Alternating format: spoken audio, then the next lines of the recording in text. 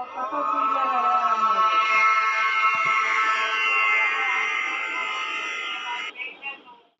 नमो भगवते वासुदेवाय श्री सरस्वत्यै नमः। मित्रों, मैं संकटा प्रसाद मिश्र शिव शक्ति ज्योतिष में आपका स्वागत करता हूँ। आज का विषय है ग्रहों का गोचर। गोचर मीन्स ट्रांजिशन ऑफ प्लैनेट्स। आज की तारीख में ग्रहों की क्या स्थिति है, किस राशि से परिवर्तन करके ग्रह किस राशि में जा रहा है, उसका मानव जीवन पर या हमारी कुंडली के अनुसार हमारे जीवन पर क्या असर पड़ेगा, इसी विषय की स्टडी को हम ग्रहों का गोचर कहते हैं या ट्रांजिट। अब ग्रह कुछ पर्टिकुलर भाव में अच्छे फल देते हैं, कुछ राशियों में अच्छे परिणाम देते हैं, जबकि कुछ राशियों में अच्छे परिणाम नहीं देते थे। इससे व्यक्ति के जीवन पर बहुत असर पड़ता है। आगे हम कुछ स्लाइड्स के माध्यम से इस विषय को हम देखते हैं। ग्रहों का गोचर यानी प्लैनेटरी ट्रांजिट ज्योतिष में एक महत्वपूर्ण अवधारणा है, जिसका अर्थ है ग्रहों का एक राशि से दूसरी राशि में परिवर्तन। यह परिवर्तन, जिसे गोचर कहा जाता है, ज्योतिषी भविष्यवाणियों और व्यक्ति के जीवन पर पड़ने वाले प्रभावों के लिए बहुत महत्वपूर्ण है। सौर मंडल में सभी नवग्रह मूविंग स्थिति में होते हैं और सब सूर्य के चारों तरफ परिक्रमा लगाते रहते हैं। अन्य खगोलीय पिंड सौर मंडल के सदस्यों के रूप में सम्मिलित हैं, जो अपने गुरुत्वाकर्षण बल के से बंधे हुए हैं और इसके परिणाम स्वरूप वे सूर्य के चारों ओर परिक्रमा करते हैं। सूर्य इस मंडल के केंद्र में स्थित है और उसका अपना प्रकाश है। इस मंडल में बुध, शुक्र, पृथ्वी, मंगल, बृहस्पति, शनि सहित 8 मुख्य ग्रह हैं। इनमें कुछ क्षुद्र ग्रह भी होते हैं, किंतु अभी हम उस विषय पर चर्चा नहीं करेंगे। तो इस तरह ग्रहों का एक राशि से दूसरी राशि में परिवर्तन करना ही गोचर कहा जाता है। अच्छा, गोचर का शाब्दिक अर्थ है गमन या चलना। ज्योतिष में इसका महत्व है, मतलब है कि ग्रहों का एक राशि से दूसरी राशि में जाना। और हर ग्रह की अपनी गति होती है। कुछ ग्रह तीव्रगामी ग्रह हैं, कुछ ग्रह मंदगामी हैं। जैसे शनि मंदगामी ग्रह है, बृहस्पति एक राशि में 1 साल रहता है, जबकि शनि एक राशि में 2.5 साल रहता है। उसके ठीक अपोजिट चंद्रमा, जो तीव्रगामी ग्रह है, एक राशि में मात्र 2.25 दिन या 54 घंटे ही रहता है। तो हर ग्रह अपनी गति के अनुसार परिवर्तन करता है और निश्चित समय में राशि का परिवर्तन करता है। यह परिवर्तन व्यक्ति के जीवन के विभिन्न पहलुओं को प्रभावित करता है, जैसे कैरियर, पारिवारिक जीवन, विवाह, संतान, स्वास्थ्य, वित्त इत्यादि। तो इस तरह से ग्रहों के ट्रांजिट यानी गोचर का ही प्रभाव से हम देखते हैं कि किस समय अमुक व्यक्ति के लिए ये ग्रह अच्छे परिणाम देगा, किस समय खराब देगा।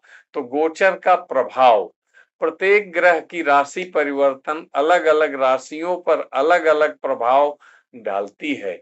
गोचर के दौरान ग्रहों की युति और दृष्टि भी महत्वपूर्ण होती है। उदाहरण के लिए मंगल, बृहस्पति और शनि की विशेष दृष्टियां हैं, जो कुछ भावों और घरों पर अधिक प्रभाव डालती हैं। ज्योतिषी इन गोचरों का विश्लेषण करके भविष्यवाणियां करते हैं। गोचर का प्रभाव व्यक्ति के जीवन के विभिन्न पहलुओं पर सकारात्मक व नकारात्मक हो सकता है कुंडली में उसकी स्थिति के अनुसार। तो गोचर का ज्योतिषीय महत्व, प्रत्येक ग्रह का राशि परिवर्तन अलग अलग राशियों पर अलग अलग प्रभाव डालता है। गोचर के दौरान ग्रहों की युति और दृष्टि भी महत्वपूर्ण होती है। उदाहरण के लिए मंगल, बृहस्पति और शनि की, जैसा कि हम पहले बताए, विशेष दृष्टियां होती हैं। और किस भाव में, किस राशि में ग्रह परिवर्तन करके जा रहा है, उस पर किस ग्रह के साथ युति है और किस ग्रह की उस पर दृष्टि पड़ रही है, उसका भी प्रभाव बहुत महत्वपूर्ण होता है। गोचर का प्रभाव व्यक्ति के जीवन में विभिन्न पहलुओं में सकारात्मक और नकारात्मक हो सकता है।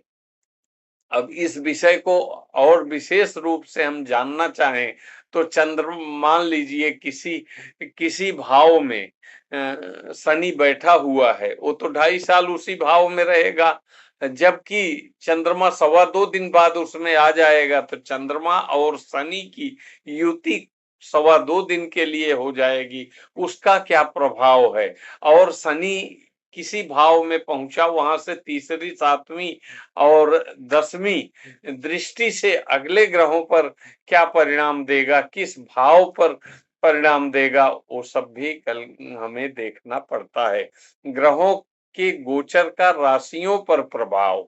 10 अगस्त 2025 को मन का कारक चंद्रमा कुंभ में प्रवेश किया। यहाँ पहले ही छाया ग्रह राहु मौजूद है। ऐसे में कुंभ राशि में ग्रहण योग का निर्माण होगा, जो कुछ राशियों के लिए अच्छा नहीं रहेगा। वहीं अगस्त में देवगुरु मिथुन, मंगल कन्या में, शनि मीन में राशि में गोचर करेंगे। ज्योतिषियों के मुताबिक ग्रहों के राजकुमार बुध 9 अगस्त 2025 को कर्क राशि में उदय हुए।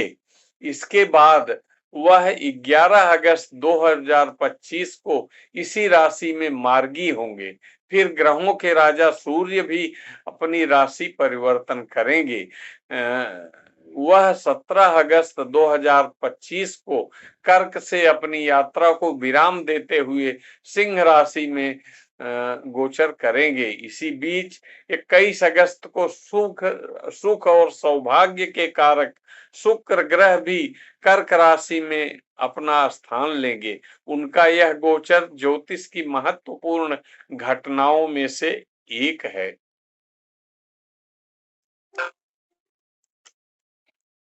अब जैसा कि हम पहले बताए, ग्रहों का गोचर, इसमें सूर्य के चारों ओर ग्रहों की गति को क्रांति या परिक्रमा कहा जाता है। दोनों शब्दों का उपयोग ग्रहों की कक्षीय गति का वर्णन करने के लिए किया जाता है, जहां क्रांति शब्द अक्सर सूर्य के चारों ओर परिक्रमा को संदर्भित करता है।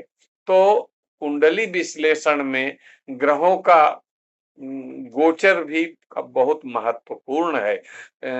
आप देखते हैं कि अधिकतर ज्योतिषी लोग भविष्यवाणी करते हैं कि बृहस्पति इस राशि से इस राशि में जा रहे हैं, ये हो जाएगा।